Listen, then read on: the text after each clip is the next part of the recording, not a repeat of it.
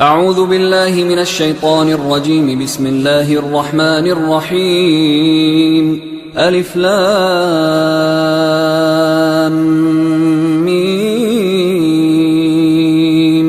ذلك الكتاب لا ريب فيه هدى للمتقين الذين يؤمنون بالغيب ويقيمون الصلاة ومما رزقناهم ينفقون والذين يؤمنون بما أنزل إليك وما أنزل من قبلك وبالآخرة هم يوقنون أولئك على هدى من ربهم وأولئك هم المفلحون. إن الذين كفروا سواء عليهم أأنذرتهم أم لم تنذرهم لا يؤمنون ختم الله على قلوبهم وعلى سمعهم وعلى أبصارهم غشاوة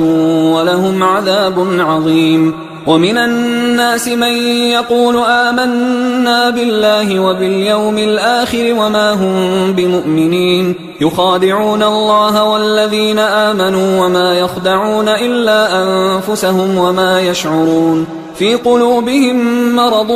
فزادهم الله مرضا ولهم عذاب أليم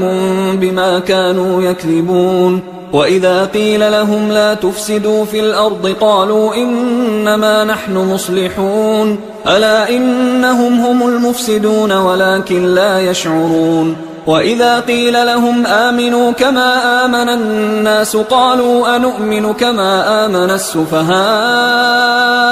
ألا إنهم هم السفهاء ولكن لا يعلمون. وإذا لقوا الذين آمنوا قالوا آمنا وإذا خلوا إلى شياطينهم قالوا إنا معكم إنما نحن مستهزئون الله يستهزئ بهم ويمدهم في طغيانهم يعمهون. أولئك الذين اشتروا الضلالة بالهدى فما ربحت تجارتهم وما كانوا مهتدين. مثلهم كمثل الذي استوقد نارا فلما أضاءت ما حوله ذهب الله بنورهم وتركهم في ظلمات لا يبصرون صم بكم عمي فهم لا يرجعون. أو كصيب من السماء فيه ظلمات ورعد وبرق يجعلون أصابعهم في آذانهم من الصواعق حذر الموت والله محيط بالكافرين. يكاد البرق يخطف أبصارهم كلما أضاء لهم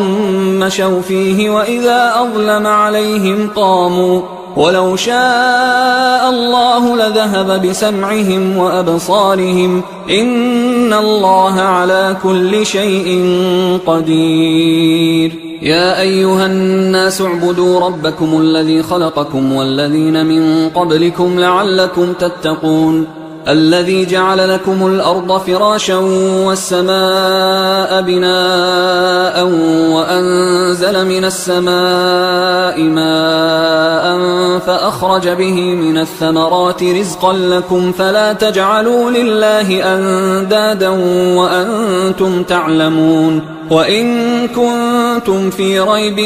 مما نزلنا على عبدنا فأتوا بسورة من مثله وادعوا شهداءكم من دون الله إن كنتم صادقين فإن لم تفعلوا ولن تفعلوا فاتقوا النار التي وقودها الناس والحجارة أعدت للكافرين. وبشر الذين آمنوا وعملوا الصالحات أن لهم جنات تجري من تحتها الأنهار كلما رزقوا منها من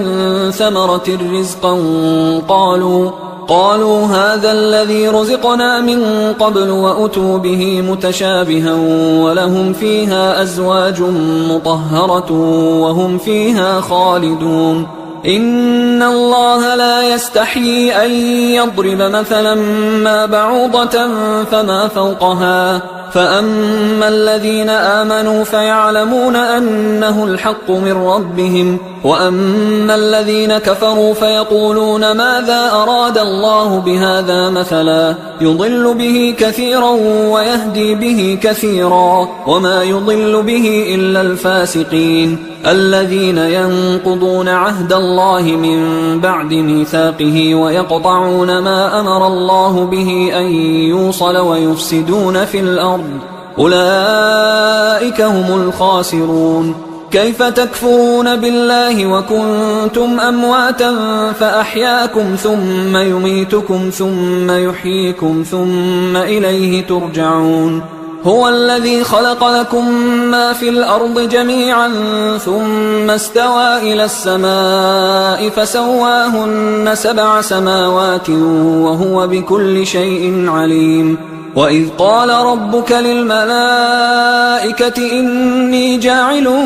في الأرض خليفة قالوا أتجعل فيها من يفسد فيها ويسفك الدماء ونحن نسبح بحمدك ونقدس لك قال إني أعلم ما لا تعلمون. وعلم آدم الأسماء كلها ثم عرضهم على الملائكة فقال أنبئوني بأسماء هؤلاء إن كنتم صادقين. قالوا سبحانك لا علم لنا إلا ما علمتنا إنك أنت العليم الحكيم. قال يا آدم أنبئهم بأسمائهم فلما أنبأهم بأسمائهم قال ألم أقل لكم إني أعلم غيب السماوات والأرض وأعلم ما تبدون وما كنتم تكتمون. وإذ قلنا للملائكة اسجدوا لآدم فسجدوا إلا إبليس أبى واستكبر وكان من الكافرين. وقلنا يا آدم اسكن أنت وزوجك الجنة وكلا منها رغدا حيث شئتما ولا تقربا هذه الشجرة فتكونا من الظالمين. فأزلهما الشيطان عنها فأخرجهما مما كانا فيه وقلنا اهبطوا بعضكم لبعض عدو ولكم في الأرض مستقر ومتاع إلى حين. فتلقى آدم من ربه كلمات فتاب عليه إنه هو التواب الرحيم. قلنا اهبطوا منها جميعا فإما يأتينكم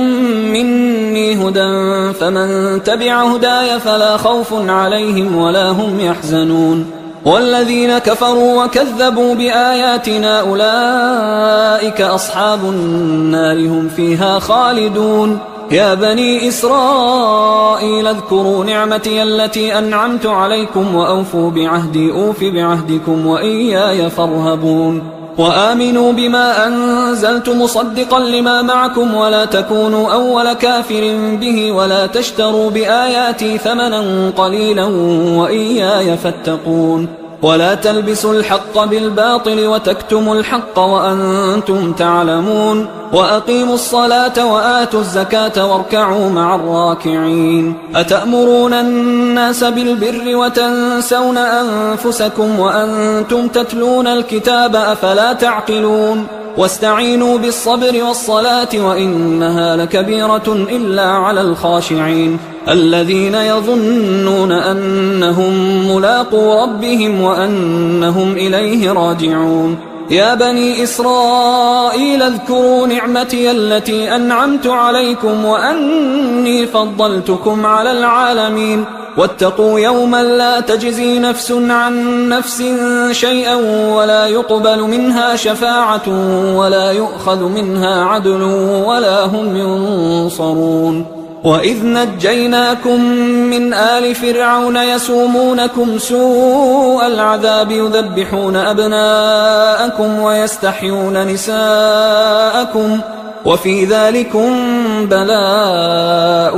من ربكم عظيم. وإذ فرقنا بكم البحر فأنجيناكم وأغرقنا آل فرعون وأنتم تنظرون. وإذ واعدنا موسى 40 ليلة ثم اتخذتم العجل من بعده وأنتم ظالمون. ثم عفونا عنكم من بعد ذلك لعلكم تشكرون وإذ آتينا موسى الكتاب والفرقان لعلكم تهتدون وإذ قال موسى لقومه يا قوم إنكم ظلمتم أنفسكم باتخاذكم العجل فتوبوا إلى بارئكم فاقتلوا أنفسكم ذلكم خير لكم عند بارئكم فتاب عليكم إنه هو التواب الرحيم وإذ قلتم يا موسى لن نؤمن لك حتى نرى الله جهرة فأخذتكم الصاعقة وأنتم تنظرون ثم بعثناكم من بعد موتكم لعلكم تشكرون وظللنا عليكم الغمام وأنزلنا عليكم المن والسلوى كلوا من طيبات ما رزقناكم وما ظلمونا ولكن كانوا أنفسهم يظلمون وإذ قلنا ادخلوا هذه القرية فكلوا منها حيث شئتم رغدا وادخلوا الباب سجدا وقولوا حطة نغفر لكم خطاياكم وسنزيد المحسنين فبدل الذين ظلموا قولا غير الذي قيل لهم فأنزلنا على الذين ظلموا رجزا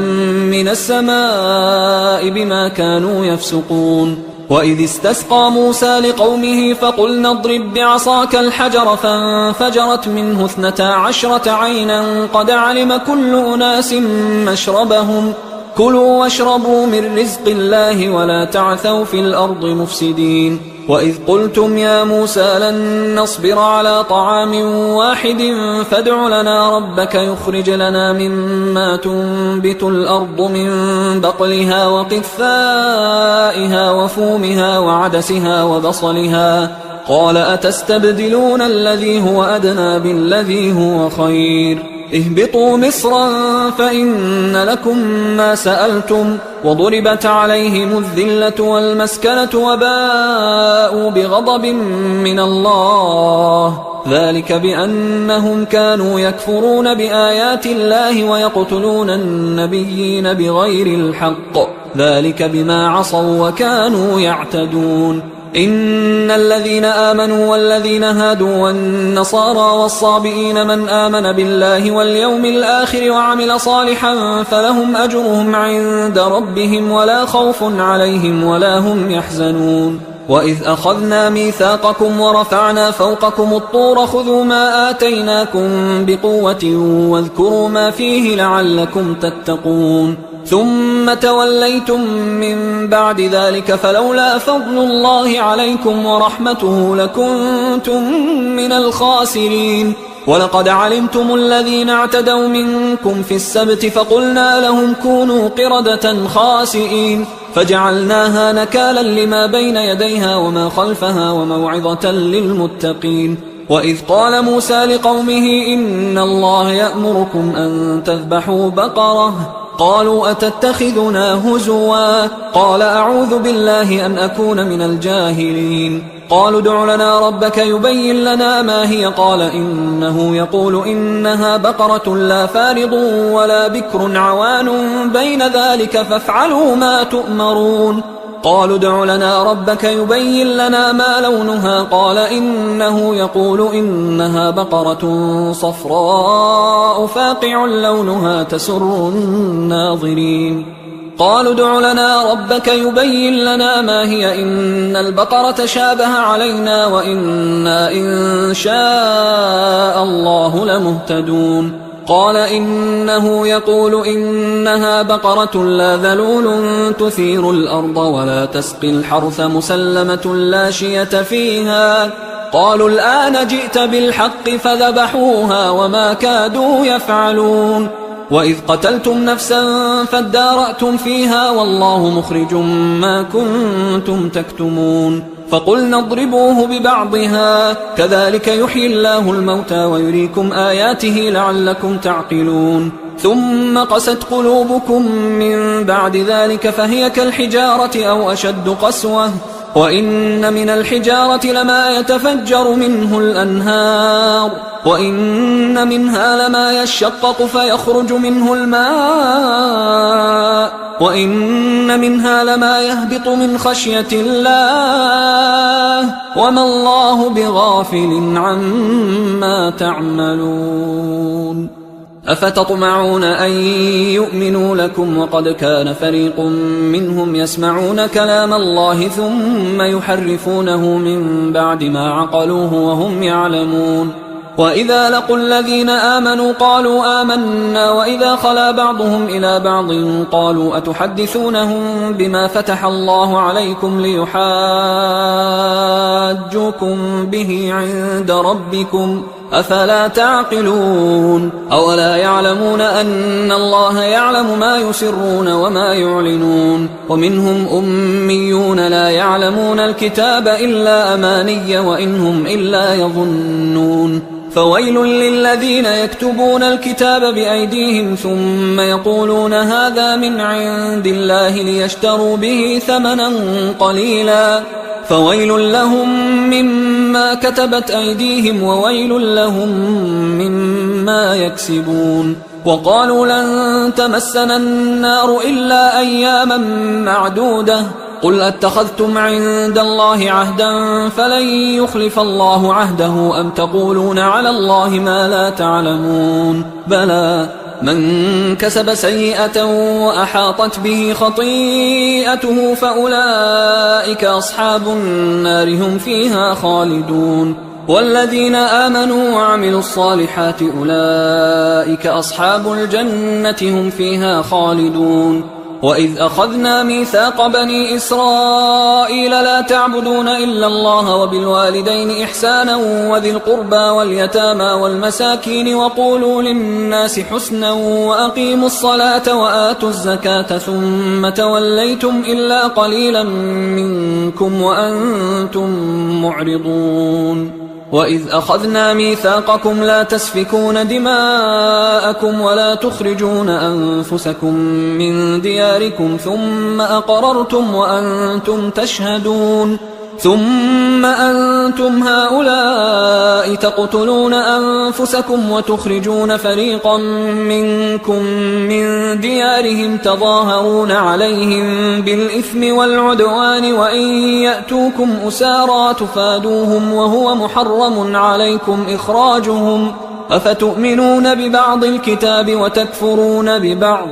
فما جزاء من يفعل ذلك منكم إلا خزي في الحياة الدنيا ويوم القيامة يردون إلى أشد العذاب وما الله بغافل عما تعملون أولئك الذين اشتروا الحياة الدنيا بالآخرة فلا يخفف عنهم العذاب ولا هم ينصرون ولقد آتينا موسى الكتاب وقفينا من بعده بالرسل وآتينا عيسى ابن مريم البينات وأيدناه بروح القدس أفكلما جاءكم رسول بما لا تهوى أنفسكم استكبرتم ففريقا كذبتم وفريقا تقتلون وقالوا قلوبنا غلف بل لعنهم الله بكفرهم فقليلا ما يؤمنون ولما جاءهم كتاب من عند الله مصدق لما معهم وكانوا من قبل يستفتحون على الذين كفروا فلما جاءهم ما عرفوا كفروا به فلعنة الله على الكافرين بئس ما اشتروا به أنفسهم أن يكفروا بما أنزل الله بغيا أن ينزل الله من فضله على من يشاء من عباده فباءوا بغضب على غضب وللكافرين عذاب مهين وإذا قيل لهم آمنوا بما أنزل الله قالوا نؤمن بما أنزل علينا ويكفرون بما وراءه وهو الحق مصدقا لما معهم قل فلم تقتلون أنبياء الله من قبل إن كنتم مؤمنين ولقد جاءكم موسى بالبينات ثم اتخذتم العجل من بعده وأنتم ظالمون وإذ أخذنا ميثاقكم ورفعنا فوقكم الطور خذوا ما آتيناكم بقوة واسمعوا قالوا سمعنا وعصينا وأشربوا في قلوبهم العجل بكفرهم قل بئس ما يأمركم به إيمانكم إن كنتم مؤمنين قل إن كانت لكم الدار الآخرة عند الله خالصة من دون الناس فتمنوا الموت إن كنتم صادقين ولن يتمنوه أبدا بما قدمت أيديهم والله عليم بالظالمين ولتجدنهم أحرص الناس على حياة ومن الذين أشركوا يود أحدهم لو يعمر 1000 سنة وما هو بمزحزحه من العذاب أن يعمر والله بصير بما يعملون قل من كان عدوا لجبريل فإنه نزله على قلبك بإذن الله مصدقا لما بين يديه وهدى وبشرى للمؤمنين من كان عدوا لله وملائكته ورسله وجبريل وميكال فإن الله عدو للكافرين ولقد أنزلنا إليك آيات بينات وما يكفر بها إلا الفاسقون أوكلما عاهدوا عهدا نبذه فريق منهم بل أكثرهم لا يؤمنون ولما جاءهم رسول من عند الله مصدق لما معهم نبذ فريق من الذين أوتوا الكتاب كتاب الله وراء ظهورهم كأنهم لا يعلمون واتبعوا ما تتلو الشياطين على ملك سليمان وما كفر سليمان ولكن الشياطين كفروا يعلمون الناس السحر وما أنزل على الملكين ببابل هاروت وماروت وما يعلمان من أحد حتى يقولا إنما نحن فتنة فلا تكفر فيتعلمون منهما ما يفرقون به بين المرء وزوجه وما هم بضارين به من أحد إلا بإذن الله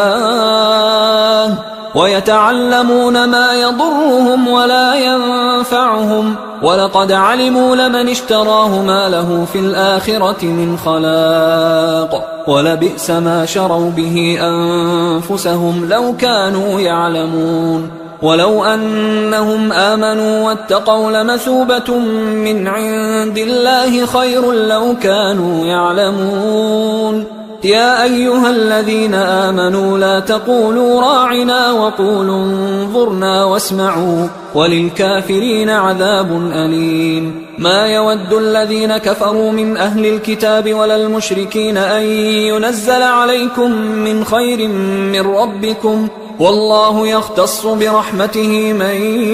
يشاء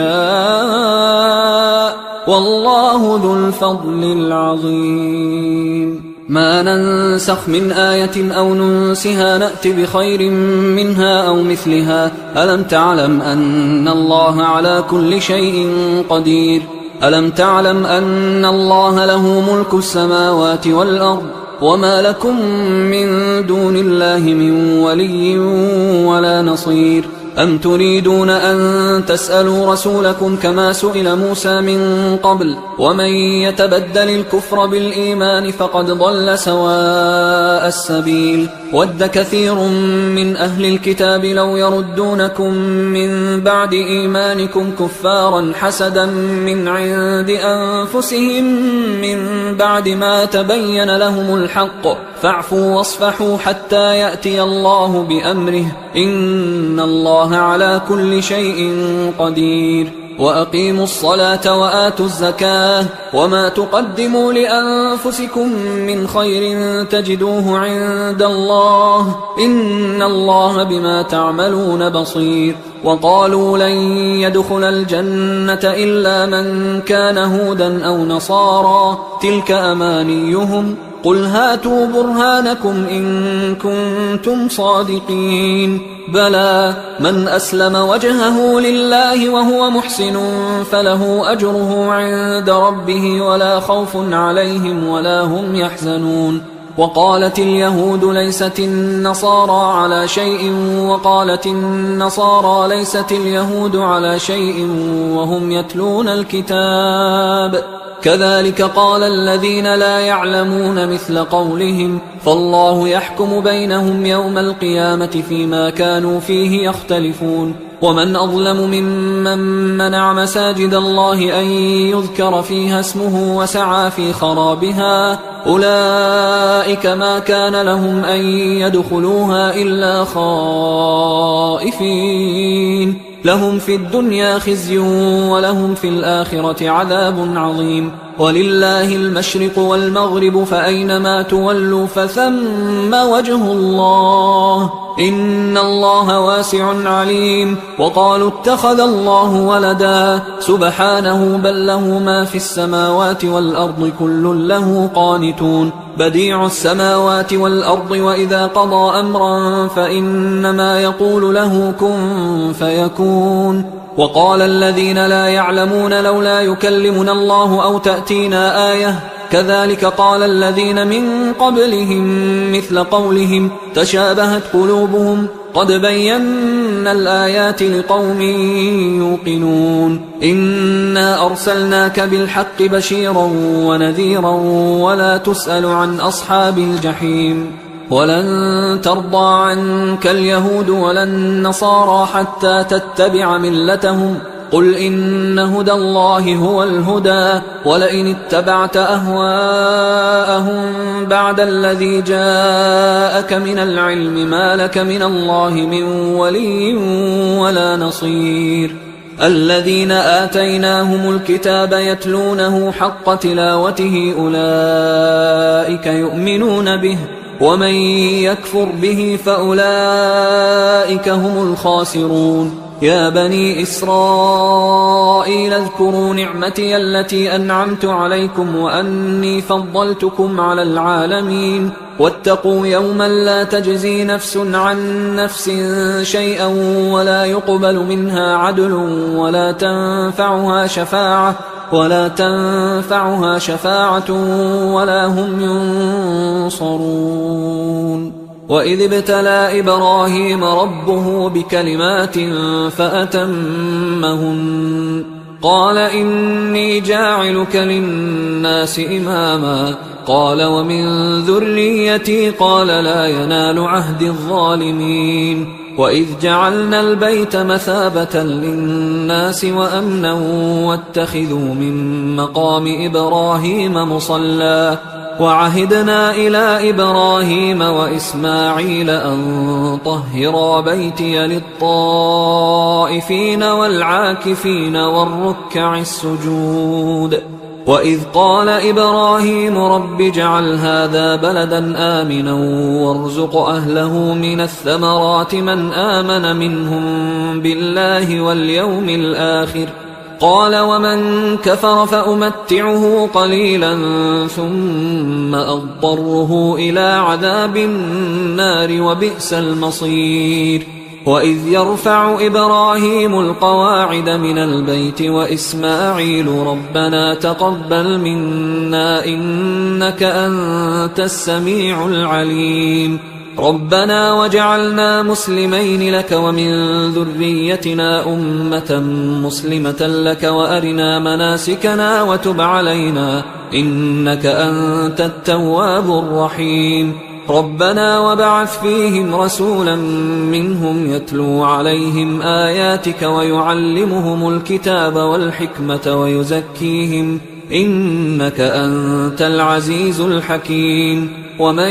يرغب عن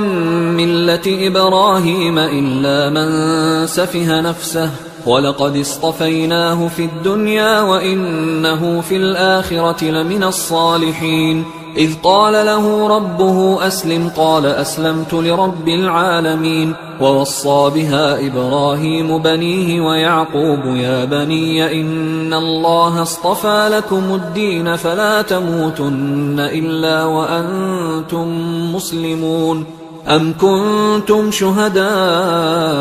إذ حضر يعقوب الموت إذ قال لبنيه ما تعبدون من بعدي قالوا نعبد إلهك وإله آبائك إبراهيم وإسماعيل وإسحاق إلها واحدا ونحن له مسلمون. تلك أمة قد خلت لها ما كسبت ولكم ما كسبتم ولا تسألون عما كانوا يعملون. وقالوا كونوا هودا أو نصارى تهتدوا قل بل ملة إبراهيم حنيفا وما كان من المشركين. قولوا آمنا بالله وما أنزل إلينا وما أنزل إلى إبراهيم وإسماعيل وإسحاق ويعقوب والأسباط وما أوتي موسى وعيسى وما أوتي النبيون من ربهم لا نفرق بين أحد منهم ونحن له مسلمون.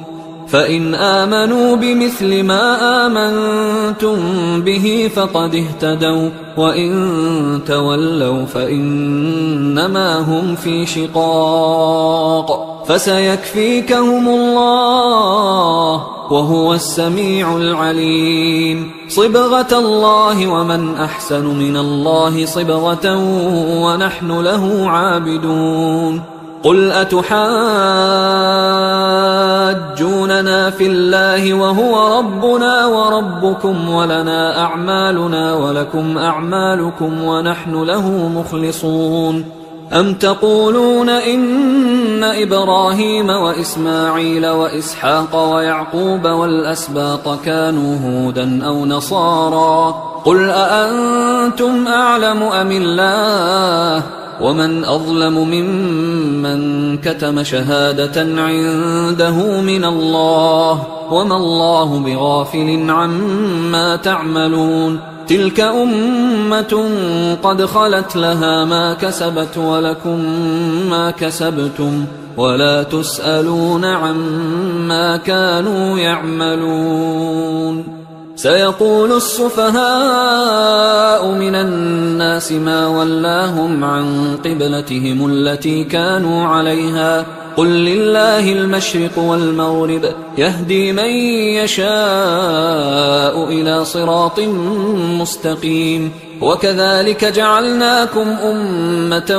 وسطا لتكونوا شهداء على الناس ويكون الرسول عليكم شهيدا. وما جعلنا القبلة التي كنت عليها إلا لنعلم من يتبع الرسول ممن ينقلب على عقبيه وإن كانت لكبيرة إلا على الذين هدى الله وما كان الله ليضيع إيمانكم إن الله بالناس لرؤوف رحيم. قد نرى تقلب وجهك في السماء فلنولينك قبلة ترضاها فول وجهك شطر المسجد الحرام وحيث ما كنتم فولوا وجوهكم شطره وإن الذين أوتوا الكتاب ليعلمون أنه الحق من ربهم وما الله بغافل عما يعملون. ولئن أتيت الذين أوتوا الكتاب بكل آية ما تبعوا قبلتك وما أنت بتابع قبلتهم وما بعضهم بتابع قبلة بعض ولئن اتبعت أهواءهم من بعد ما جاءك من العلم إنك إذا لمن الظالمين. الذين آتيناهم الكتاب يعرفونه كما يعرفون أبناءهم وإن فريقا منهم ليكتمون الحق وهم يعلمون الحق من ربك فلا تكونن من الممترين ولكل وجهة هو موليها فاستبقوا الخيرات أينما تكونوا يأت بكم الله جميعا إن الله على كل شيء قدير ومن حيث خرجت فول وجهك شطر المسجد الحرام وإنه للحق من ربك وما الله بغافل عما تعملون ومن حيث خرجت فول وجهك شطر المسجد الحرام وحيث ما كنتم فولوا وجوهكم شطره لئلا يكون للناس عليكم حجة إلا الذين ظلموا منهم فلا تخشوهم واخشوني ولأتم نعمتي عليكم ولعلكم تهتدون كما أرسلنا فيكم رسولا منكم يتلو عليكم آياتنا ويزكيكم ويعلمكم الكتاب والحكمة ويعلمكم ما لم تكونوا تعلمون فاذكروني أذكركم واشكروا لي ولا تكفرون يا أيها الذين آمنوا استعينوا بالصبر والصلاة إن الله مع الصابرين ولا تقولوا لمن يقتل في سبيل الله أموات بل أحياء ولكن لا تشعرون ولنبلونكم بشيء من الخوف والجوع ونقص من الأموال والأنفس والثمرات وبشر الصابرين الذين إذا أصابتهم مصيبة قالوا إنا لله وإنا إليه راجعون أولئك عليهم صلوات من ربهم ورحمة وأولئك هم المهتدون إن الصفا والمروة من شعائر الله فمن حج البيت أو اعتمر فلا جناح عليه أن يطوف بهما ومن تطوع خيرا فإن الله شاكر عليم إن الذين يكتمون ما أنزلنا من البينات والهدى من بعد ما بيناه للناس في الكتاب أولئك يلعنهم الله ويلعنهم اللاعنون إلا الذين تابوا وأصلحوا وبينوا فأولئك أتوب عليهم وأنا التواب الرحيم إن الذين كفروا وماتوا وهم كفار أولئك عليهم لعنة الله والملائكة والناس أجمعين خالدين فيها لا يخفف عنهم العذاب ولا هم ينظرون وإلهكم إله واحد لا إله إلا هو الرحمن الرحيم إن في خلق السماوات والأرض واختلاف الليل والنهار والفلك التي تجري في البحر بما ينفع الناس وما أنزل الله من السماء من ماء فأحيا به الأرض بعد موتها وبث فيها من كل دابة وتصريف الرياح والسحاب المسخر بين السماء والأرض لآيات لقوم يعقلون ومن الناس من يتخذ من دون الله أندادا يحبونهم كحب الله والذين آمنوا أشد حبا لله ولو يرى الذين ظلموا إذ يرون العذاب أن القوة لله جميعا وأن الله شديد العذاب إذ تبرأ الذين اتبعوا من الذين اتبعوا ورأوا العذاب وتقطعت بهم الأسباب وقال الذين اتبعوا لو أن لنا كرة فنتبرأ منهم كما تبرأوا منا كذلك يريهم الله أعمالهم حسرات عليهم وما هم بخارجين من النار يا أيها الناس كلوا مما في الأرض حلالا طيبا ولا تتبعوا خطوات الشيطان إنه لكم عدو مبين إنما يأمركم بالسوء والفحشاء وأن تقولوا على الله ما لا تعلمون وإذا قيل لهم اتبعوا ما أنزل الله قالوا بل نتبع ما ألفينا عليه آباءنا أولو كان آباؤهم لا يعقلون شيئا ولا يهتدون ومثل الذين كفروا كمثل الذي ينعق بما لا يسمع إلا دعاء ونداء صم بكم عمي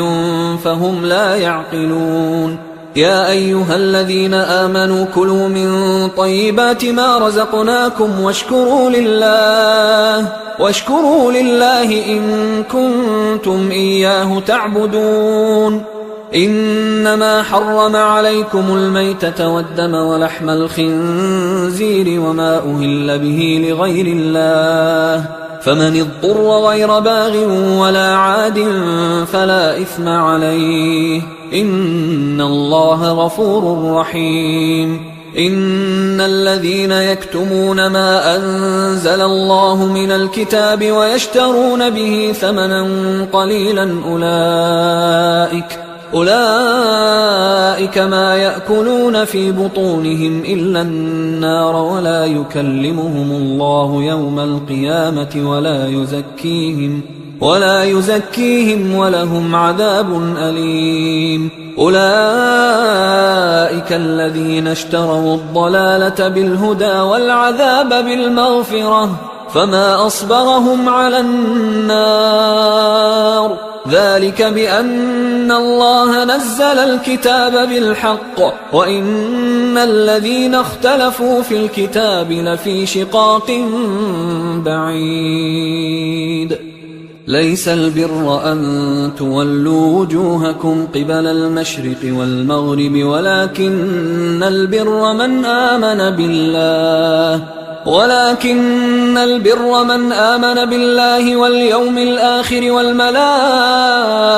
والكتاب والنبيين وآتى المال على حبه ذوي القربى واليتامى والمساكين وابن السبيل والسائلين وفي الرقاب وأقام الصلاة وآتى الزكاة والموفون بعهدهم إذا عاهدوا والصابرين في البأساء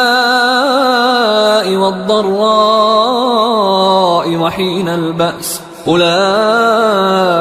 الذين صدقوا وأولئك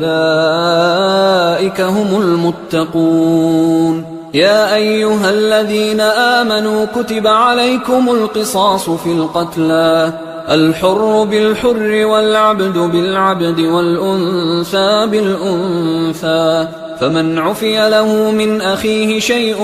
فاتباع بالمعروف وأداء إليه بإحسان ذلك تخفيف من ربكم ورحمة فمن اعتدى بعد ذلك فله عذاب أليم ولكم في القصاص حياة يا أولي الألباب لعلكم تتقون كتب عليكم إذا حضر أحدكم الموت إن ترك خيرا الوصية للوالدين والأقربين بالمعروف حقا على المتقين فمن بدله بعدما سمعه فإنما إثمه على الذين يبدلونه إن الله سميع عليم فمن خاف من موص جنفا أو إثما فأصلح بينهم فلا إثم عليه إن الله غفور رحيم. يا أيها الذين آمنوا كتب عليكم الصيام كما كتب على الذين من قبلكم لعلكم تتقون أياما معدودات، فمن كان منكم مريضا أو على سفر فعدة من أيام أخر، وعلى الذين يطيقونه فدية طعام مسكين، فمن تطوع خيرا فهو خير له، وأن تصوموا خير لكم إن كنتم تعلمون. شهر رمضان الذي أنزل فيه القرآن هدى للناس وبينات من الهدى والفرقان، فمن شهد منكم الشهر فليصمه، ومن كان مريضا أو على سفر فعدة من أيام أخر، يريد الله بكم اليسر ولا يريد بكم العسر ولتكملوا العدة ولتكبروا الله على ما هداكم ولعلكم تشكرون. وإذا سألك عبادي عني فإني قريب أجيب دعوة الداعي إذا دعان، فليستجيبوا لي وليؤمنوا بي لعلهم يرشدون. أحل لكم ليلة الصيام الرفث إلى نسائكم هن لباس لكم وأنتم لباس لهن، علم الله أنكم كنتم تختانون أنفسكم فتاب عليكم وعفى عنكم، فالآن باشروهن وابتغوا ما كتب الله لكم، وكلوا واشربوا حتى يتبين لكم الخيط الأبيض من الخيط الأسود من الفجر، ثم أتموا الصيام إلى الليل، ولا تباشروهن وأنتم عاكفون في المساجد، تلك حدود الله فلا تقربوها، كذلك يبين الله آياته للناس لعلهم يتقون. ولا تأكلوا أموالكم بينكم بالباطل وتدلوا بها إلى الحكام لتأكلوا فريقا من أموال الناس بالإثم وأنتم تعلمون. يسألونك عن الأهلة قل هي مواقيت للناس والحج، وليس البر بأن تأتوا البيوت من ظهورها ولكن البر من اتقى، وأتوا البيوت من أبوابها واتقوا الله لعلكم تفلحون. وقاتلوا في سبيل الله الذين يقاتلونكم ولا تعتدوا إن الله لا يحب المعتدين. وقتلوهم حيث ثقفتموهم وأخرجوهم من حيث أخرجوكم والفتنة أشد من القتل، ولا تقاتلوهم عند المسجد الحرام حتى يقاتلوكم فيه، فإن قاتلوكم فاقتلوهم، كذلك جزاء الكافرين، فإن انتهوا فإن الله غفور رحيم. وقاتلوهم حتى لا تكون فتنة ويكون الدين لله، فإن انتهوا فلا عدوان إلا على الظالمين. الشهر الحرام بالشهر الحرام والحرمات قصاص، فمن اعتدى عليكم فاعتدوا عليه بمثل ما اعتدى عليكم، واتقوا الله واعلموا أن الله مع المتقين. وأنفقوا في سبيل الله ولا تلقوا بأيديكم إلى التهلكة وأحسنوا إن الله يحب المحسنين. وأتموا الحج والعمرة لله، فإن أحصرتم فما استيسر من الهدي، ولا تحلقوا رؤوسكم حتى يبلغ الهدي محله، فمن كان منكم مريضا أو به أذى من رأسه ففدية من صيام أو صدقة أو نسك، فإذا أمنتم فمن تمتع بالعمرة إلى الحج فما استيسر من الهدي، فمن لم يجد فصيام 3 أيام في الحج و7 إذا رجعتم، تلك 10 كاملة، ذلك لمن لم يكن أهله حاضر المسجد الحرام. واتقوا الله واعلموا أن الله شديد العقاب. الحج أشهر معلومات، فمن فرض فيهن الحج فلا رفث ولا فسوق ولا جدال في الحج وما تفعلوا من خير يعلمه الله وتزودوا فإن خير الزاد التقوى واتقون يا أولي الألباب ليس عليكم جناح أن تبتغوا فضلا من ربكم فإذا أفضتم من عرفات فاذكروا الله عند المشعر الحرام واذكروه كما هداكم وإن كنتم من قبله لمن الضالين ثم أفيضوا من حيث أفاض الناس واستغفروا الله إن الله غفور رحيم فإذا قضيتم مناسككم فاذكروا الله كذكركم آباءكم أو أشد ذكرا فمن الناس من يقول ربنا آتنا في الدنيا وما له في الآخرة من خلاق ومنهم من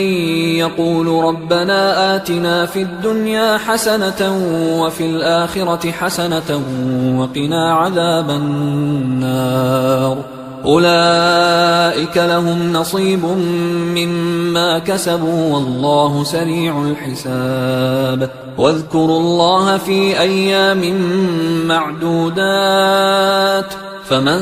تعجل في يومين فلا إثم عليه ومن تأخر فلا إثم عليه لمن اتقى واتقوا الله واعلموا أنكم إليه تحشرون ومن الناس من يعجبك قوله في الحياة الدنيا ويشهد الله على ما في قلبه وهو ألد الخصام وإذا تولى سعى في الأرض ليفسد فيها ويهلك الحرث والنسل والله لا يحب الفساد وإذا قيل له اتق الله أخذته العزة بالإثم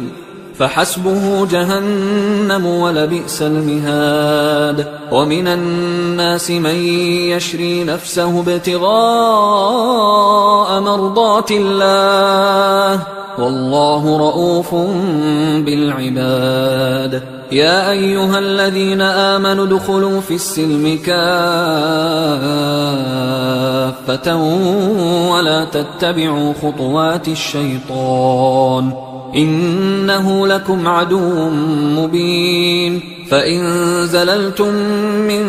بعد ما جاءتكم البينات فاعلموا أن الله عزيز حكيم هل ينظرون إلا أن يأتيهم الله في ظلل من الغمام والملائكة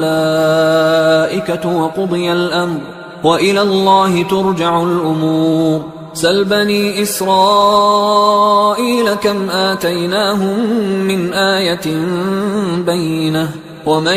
يبدل نعمة الله من بعد ما جاءته فإن الله شديد العقاب زين للذين كفروا الحياة الدنيا ويسخرون من الذين آمنوا والذين اتقوا فوقهم يوم القيامة والله يرزق من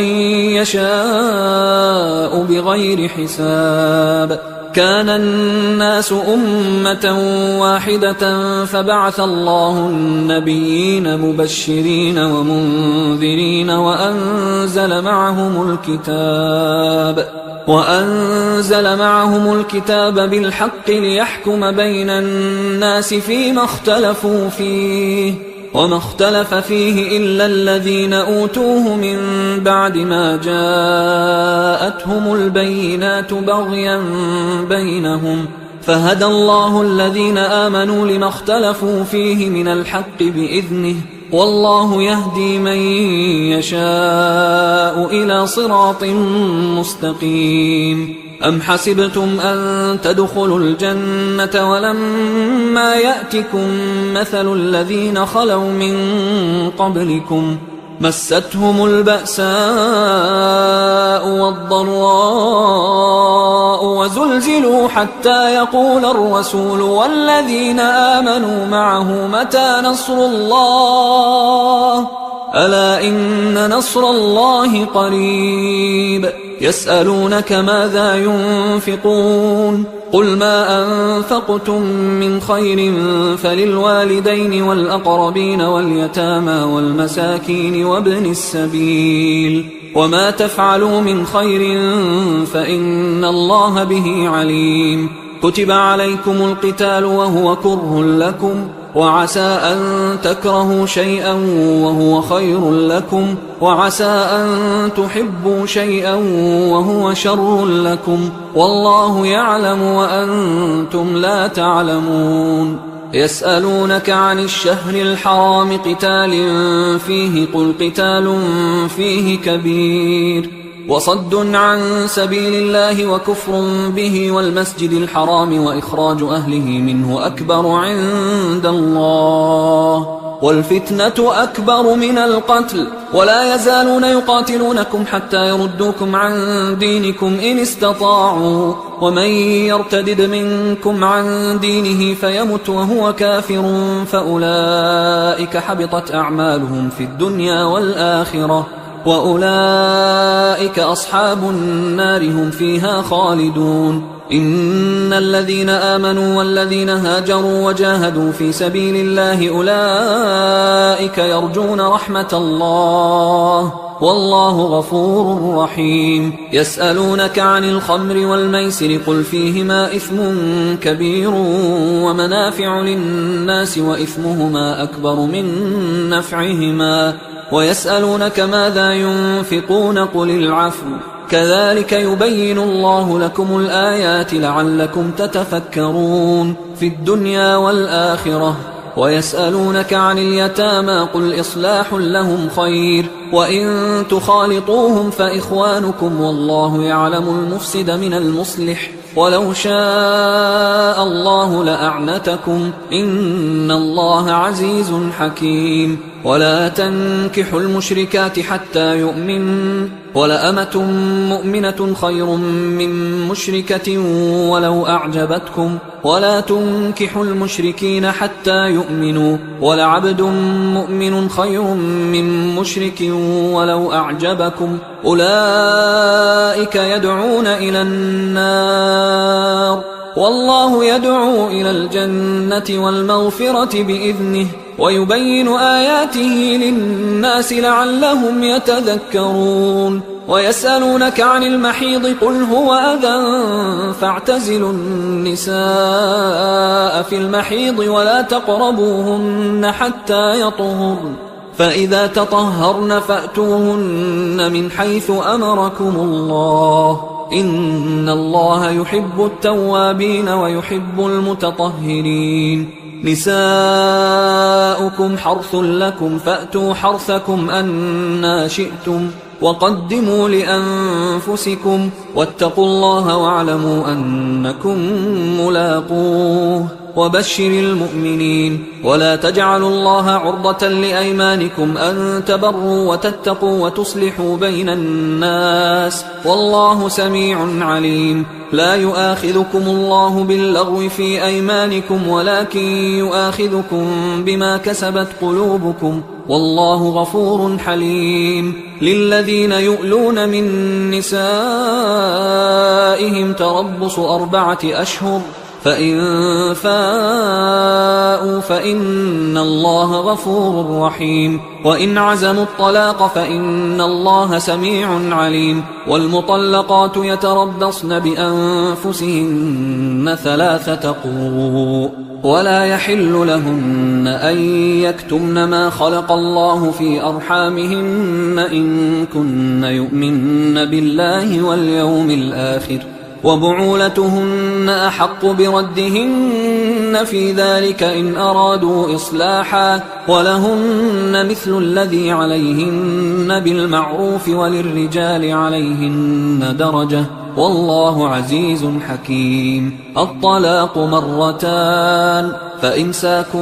بمعروف أو تسريح بإحسان ولا يحل لكم أن تأخذوا مما آتيتموهن شيئا إلا أن يخافا ألا يقيما حدود الله فإن خفتم ألا يقيما حدود الله فلا جناح عليهما فيما افتدت به، تلك حدود الله فلا تعتدوها، ومن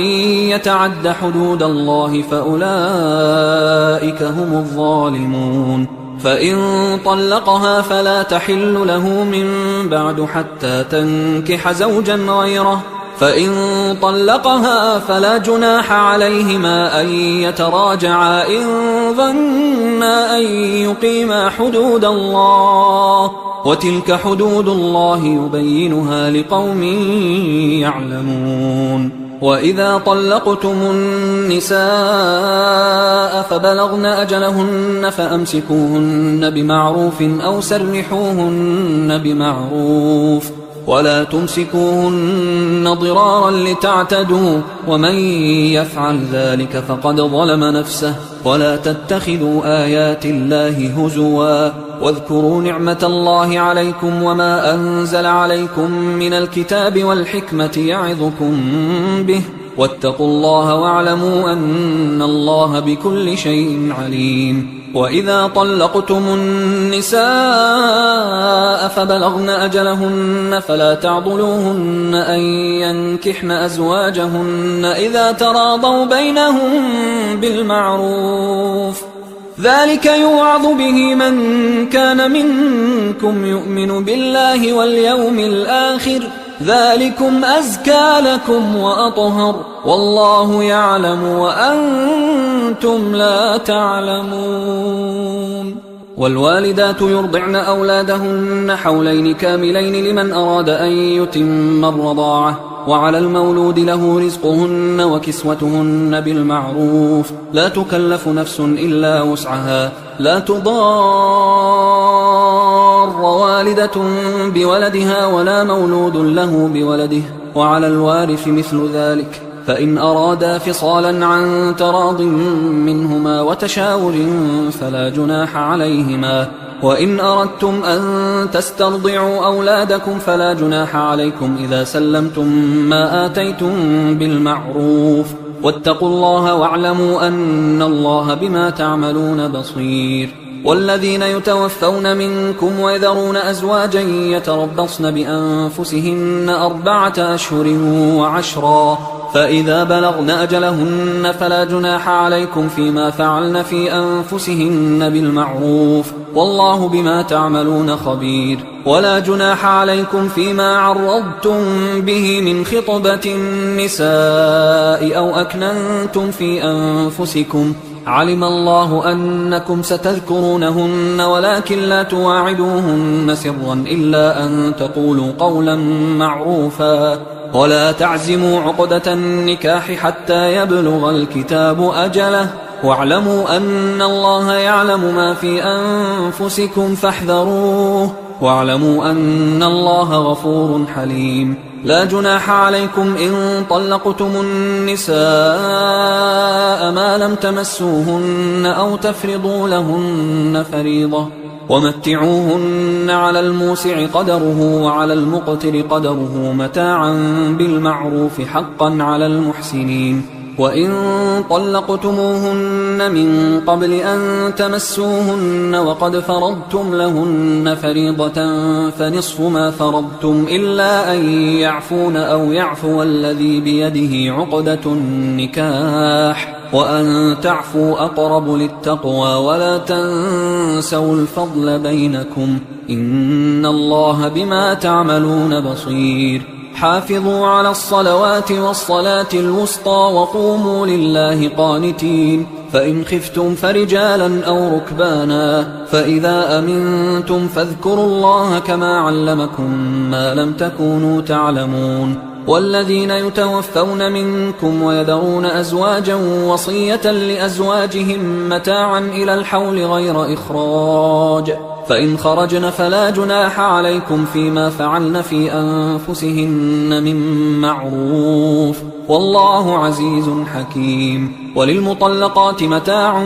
بالمعروف حقا على المتقين، كذلك يبين الله لكم آياته لعلكم تعقلون. ألم تر إلى الذين خرجوا من ديارهم وهم ألوف حذر الموت فقال لهم الله موتوا ثم أحياهم، إن الله لذو فضل على الناس ولكن أكثر الناس لا يشكرون وقاتلوا في سبيل الله واعلموا أن الله سميع عليم من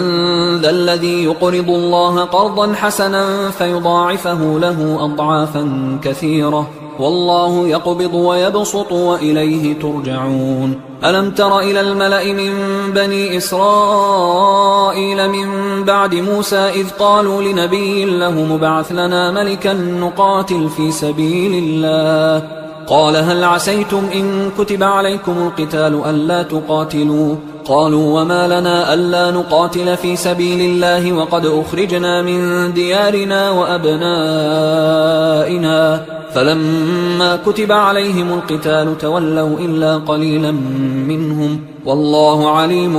بالظالمين وقال لهم نبيهم إن الله قد بعث لكم طالوت ملكا قالوا أنى يكون له الملك علينا ونحن أحق بالملك منه ولم يؤت سعة من المال قال إن الله اصطفاه عليكم وزاده بسطة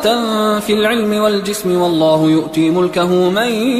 يشاء والله واسع عليم وقال لهم نبيهم إن آية ملكه أن يأتيكم التابوت فيه سكينة من ربكم وبقية مما ترك آل موسى وآل هارون تحمله الملائكة إن في ذلك لآية لكم إن كنتم مؤمنين فلما فصل طالوت بالجنود قال إن الله مبتليكم بنهر فمن شرب منه فليس مني ومن لم يطعمه فإنه مني إلا من اغترف غرفة بيده فشربوا منه إلا قليلا منهم فلما جاوزه هو والذين آمنوا معه قالوا لا طاقة لنا اليوم بجالوت وجنوده قال الذين يظنون أنهم ملاقوا الله كم من فئة قليلة غلبت فئة كثيرة بإذن الله والله مع الصابرين ولما برزوا لجالوت وجنوده قالوا ربنا أفرغ علينا صبرا وثبت أقدامنا وانصرنا على القوم الكافرين فهزموهم بإذن الله وقتل داود جالوت وآتاه الله الملك والحكمة وعلمه مما يشاء ولولا دفع الله الناس بعضهم ببعض لفسدت الأرض ولكن الله ذو فضل على العالمين تلك آيات الله نتلوها عليك بالحق وإنك لمن المرسلين تلك الرسل فضلنا بعضهم على بعض منهم من كلم الله ورفع بعضهم درجات وآتينا عيسى ابن مريم البينات وأيدناه بروح القدس ولو شاء الله ما اقتتل الذين من بعدهم من بعد ما جاءتهم البينات ولكن اختلفوا فمنهم من آمن ومنهم من كفر ولو شاء الله ما اقتتلوا ولكن الله يفعل ما يريد يا أيها الذين آمنوا أنفقوا مما رزقناكم من قبل أن يأتي يوم لا بيع فيه ولا خلة ولا شفاعة والكافرون هم الظالمون الله لا إله إلا هو الحي القيوم لا تأخذه سنة ولا نوم له ما في السماوات وما في الأرض من ذا الذي يشفع عنده إلا بإذنه يعلم ما بين أيديهم وما خلفهم ولا يحيطون بشيء من علمه إلا بما شاء وسع كرسيه السماوات والأرض ولا يؤوده حفظهما وهو العلي العظيم لا إكراه في الدين قد تبين الرشد من الغي فمن يكفر بالطاغوت ويؤمن بالله فقد استمسك بالعروة الوثقى لا انفصام لها والله سميع عليم الله ولي الذين آمنوا يخرجهم من الظلمات إلى النور والذين كفروا أولياؤهم الطاغوت يخرجونهم من النور إلى الظلمات أولئك أصحاب النار هم فيها خالدون. ألم تر إلى الذي حاج إبراهيم في ربه أن آتاه الله الملك إذ قال إبراهيم ربي الذي يحيي ويميت قال أنا أحيي وأميت. قال إبراهيم فإن الله يأتي بالشمس من المشرق فأت بها من المغرب فبهت الذي كفر والله لا يهدي القوم الظالمين. أو كالذي مر على قرية وهي خاوية على عروشها قال أنى يحيي هذه الله بعد موتها فأماته الله 100 عام ثم بعثه قال كم لبثت؟ قال لبثت يوما أو بعض يوم. قال بل لبثت 100 عام فانظر إلى طعامك وشرابك لم يتسنه وانظر إلى حمارك ولنجعلك آية للناس وانظر إلى العظام كيف ننشزها ثم نكسوها لحما فلما تبين له قال أعلم أن الله على كل شيء قدير. وإذ قال إبراهيم رب أرني كيف تحيي الموتى قال أولم تؤمن قال بلى ولكن ليطمئن قلبي قال فخذ 4 من الطير فصرهن إليك ثم اجعل على كل جبل منهن جزءا ثم ادعهن يأتينك سعيا واعلم أن الله عزيز حكيم. مثل الذين ينفقون أموالهم في سبيل الله كمثل حبة أنبتت 7 سنابل في كل سنبلة 100 حبة والله يضاعف لمن يشاء والله واسع عليم. الذين ينفقون أموالهم في سبيل الله ثم لا يتبعون ما أنفقوا منا ولا أذى لهم أجرهم عند ربهم ولا خوف عليهم ولا هم يحزنون. قول معروف ومغفرة خير من صدقة يتبعها أذى والله غني حليم. يا أيها الذين آمنوا لا تبطلوا صدقاتكم بالمن والأذى كالذي ينفق ماله رئاء الناس ولا يؤمن بالله واليوم الآخر فمثله كمثل صفوان عليه تراب فأصابه وابل فتركه صلدا لا يقدرون على شيء مما كسبوا والله لا يهدي القوم الكافرين. ومثل الذين ينفقون أموالهم ابتغاء مرضات الله وتثبيتا من أنفسهم كمثل جنة بربوة أصابها وابل فآتت أكلها ضعفين فإن لم يصبها وابل فطل والله بما تعملون بصير. أيود أحدكم أن تكون له جنة من نخيل وأعناب تجري من تحتها الأنهار له فيها من كل الثمرات وأصابه الكبر وله ذرية ضعفاء فأصابها إعصار فيه نار فاحترقت كذلك يبين الله لكم الآيات لعلكم تتفكرون. يا أيها الذين آمنوا أنفقوا من طيبات ما كسبتم ومما أخرجنا لكم من الأرض ولا تيمموا الخبيث منه تنفقون ولستم بآخذيه إلا أن تغمضوا فيه واعلموا أن الله غني حميد. الشيطان يعدكم الفقر ويأمركم بالفحشاء والله يعدكم مغفرة منه وفضلا والله واسع عليم. يؤتي الحكمة من يشاء ومن يؤت الحكمة فقد أوتي خيرا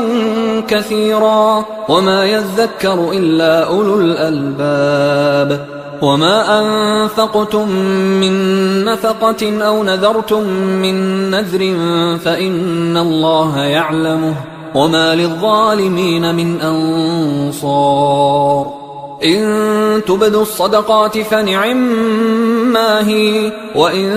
تخفوها وتؤتوها الفقراء فهو خير لكم ويكفر عنكم من سيئاتكم والله بما تعملون خبير ليس عليك هداهم ولكن الله يهدي من يشاء وما تنفقوا من خير فلأنفسكم وما تنفقون إلا ابتغاء وجه الله وما تنفقوا من خير يوفى إليكم وأنتم لا تظلمون للفقراء الذين أحصروا في سبيل الله لا يستطيعون ضربا في الأرض يحسبهم الجاهل أغنياء من التعفف تعرفهم بسيماهم لا يسألون الناس إلحافا وما تنفقوا من خير فإن الله به عليم الذين ينفقون أموالهم بالليل والنهار سرا وعلانية فلهم أجرهم عند ربهم ولا خوف عليهم ولا هم يحزنون الذين يأكلون الربا لا يقومون إلا كما يقوم الذي يتخبطه الشيطان من المس ذلك بأنهم قالوا إنما البيع مثل الربا وأحل الله البيع وحرم الربا فمن جاءه موعظة من ربه فانتهى فله ما سلف وأمره إلى الله ومن عاد فأولئك أصحاب النار هم فيها خالدون يمحق الله الربا ويربي الصدقات والله لا يحب كل كفار أثيم إن الذين آمنوا وعملوا الصالحات وأقاموا الصلاة وآتوا الزكاة لهم أجرهم عند ربهم ولا خوف عليهم ولا هم يحزنون يا أيها الذين آمنوا اتقوا الله وذروا ما بقي من الربا إن كنتم مؤمنين فإن لم تفعلوا فأذنوا بحرب من الله ورسوله وإن تبتم فلكم رؤوس أموالكم لا تظلمون ولا تظلمون وإن كان ذو عسرة فنظرة إلى ميسرة وأن تصدقوا خير لكم إن كنتم تعلمون واتقوا يوما ترجعون فيه إلى الله ثم توفى كل نفس ما كسبت وهم لا يظلمون يا أيها الذين آمنوا إذا تداينتم بدين إلى أجل مسمى فاكتبوه وليكتب بينكم كاتب